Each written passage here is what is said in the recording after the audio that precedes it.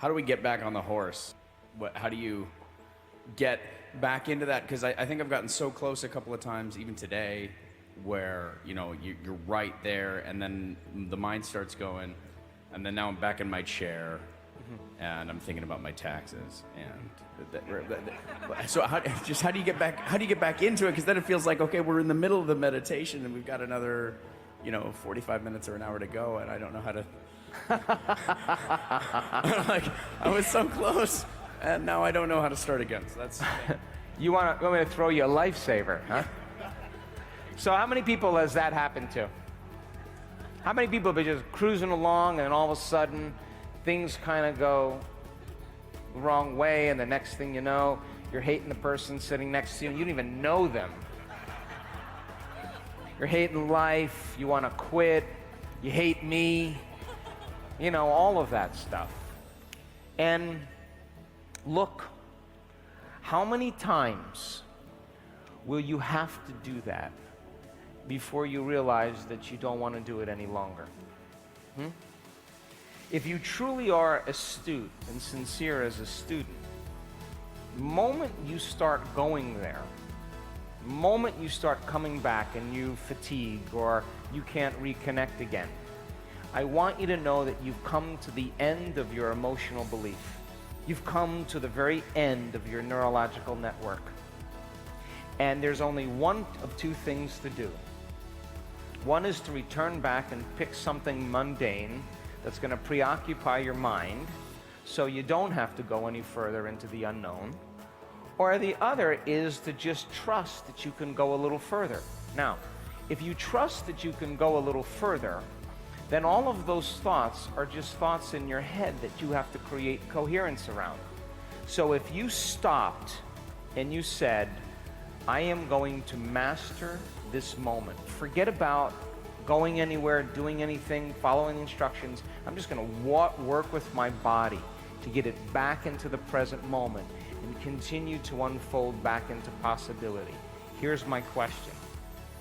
If you turned that battleship around even slightly by executing a will that's greater than that program, and you are in hot pursuit of your own freedom, and your brain and your personality is beating you up. I've had those moments.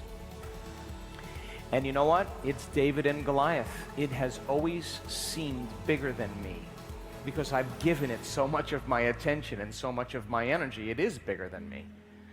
But when I no longer pay attention to it, just like not giving my power to it, now I can settle myself back into the present moment, and it's just a thought. And I examine that thought, I look at it, and I become very familiar and conscious of it. And then my brain will say, well, what about this? You did this wrong, it's too late, give up. And then I address that thought. Now here's my question. 45 minutes of doing battle with your personality and continuously choosing love and unfolding deeper into it. If you make the effort to disinvest your attention and energy out of Goliath and pull energy back to you, is it possible that the next meditation that you have could be the easiest meditation for you to connect? Is it possible? So then that had to come up for you in order for you to evolve through it. Yes or no? And your body's just saying, look, I'd rather be worrying about my taxes than connect to the divine. Yes or no?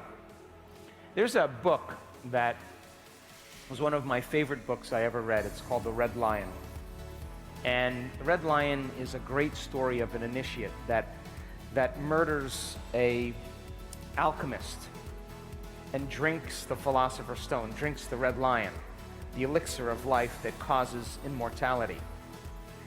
And he wasn't ready to drink this Philosopher's Stone.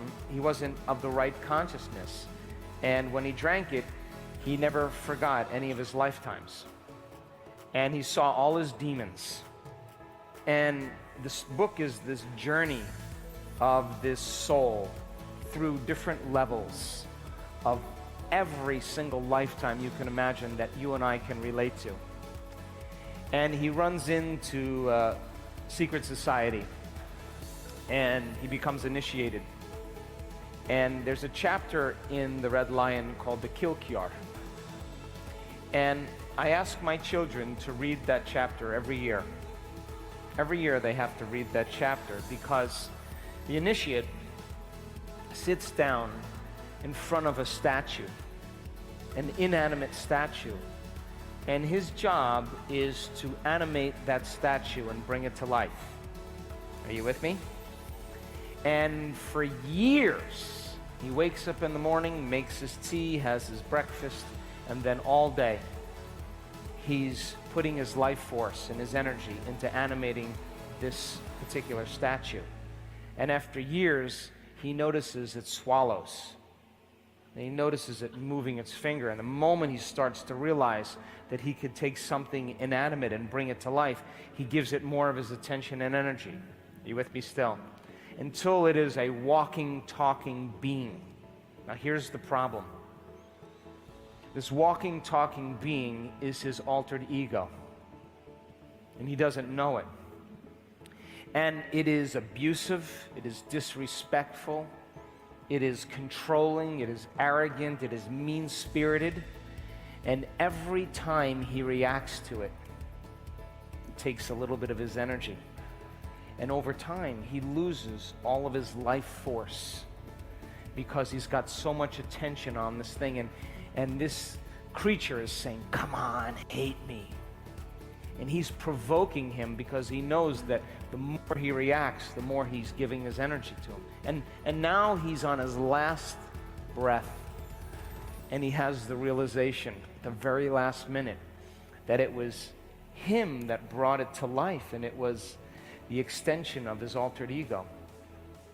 And he makes the decision from that moment on to no longer pay attention to it. And it now is trying everything to get a rise out of him. And he is aware of the initiation. And over time, he keeps his attention off it, and the thing starts to wither. And he takes all of his power back, and he uncreated the very thing that he created, and he no longer had an altered ego afterwards. You understand? Yes? You give it power, you give it attention, it gets bigger. If you just know that you got to move through those layers, and it is a journey, and you're doing it right now. You get on the horse because you make the decision that this is the moment. And when your body gets frustrated and gets emotional and you go in the high beta, that is the defining moment for you to settle your brain and body back down into the present moment and unfold back into possibility. And I have done it tediously for hours. And just when I thought I couldn't go any further and I said, I'm done, you go a little further. And that's when you step into the unknown, and it just falls away. And you will say exactly what I say every time it happens. That was so worth it. And now, you don't see it as Goliath anymore. You just see it as a part of you that you used to be, that now you have dominion over. You with me? You ready to do it again? All right.